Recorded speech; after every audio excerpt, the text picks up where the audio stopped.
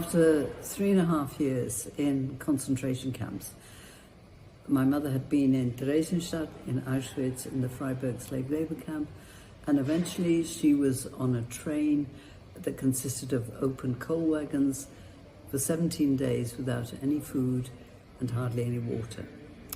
And by this stage, she was 9 months pregnant. And we're talking about April of 1945. And the train eventually arrived in Mauthausen.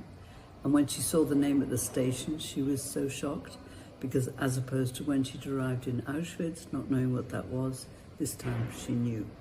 She had heard about this appalling place from very early on in the war.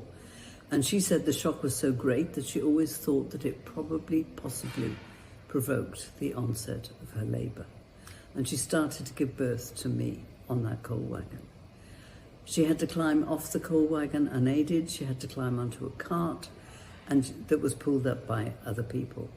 And she gave birth to me. And there are 3 reasons why we survived. And the first is a very chilling one. On the 28th of April 1945, the Nazis had run out of gas for the gas chamber. My birthday is the 29th. So presumably, had the train arrived on the 26th or 27th, I wouldn't be talking to you now. The second indirect reason why she survived was because on the 20th of April, Hitler committed suicide. And the last and the best reason why we survived was because on the 5th of May, the American army liberated the camp. My mother reckoned she wouldn't have lasted much longer. She weighed 35 kilograms, and they think I weighed 1.5 kilograms.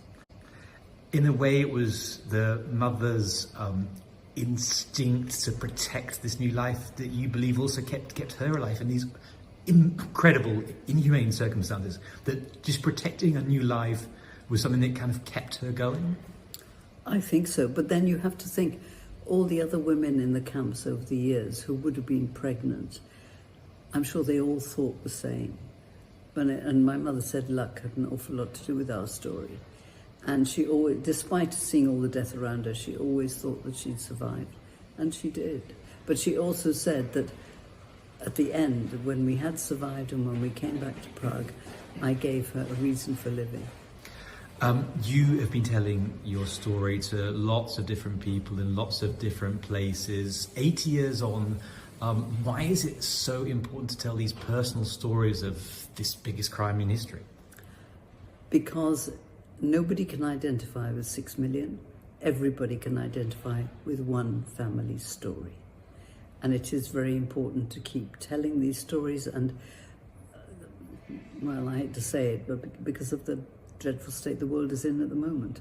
Hate is returning. You're back in Austria, the place where it all began, a very different Austria, of course, 80 years on.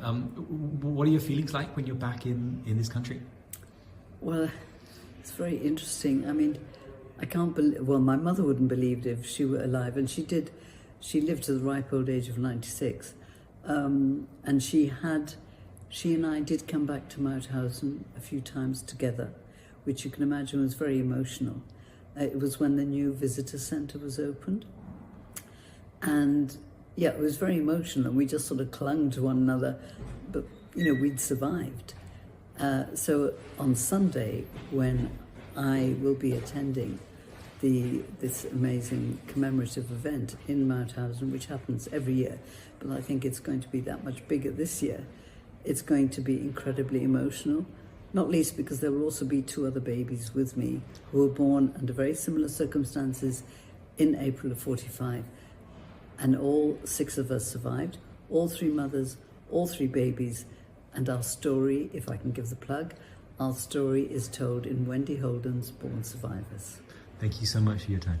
Not at all.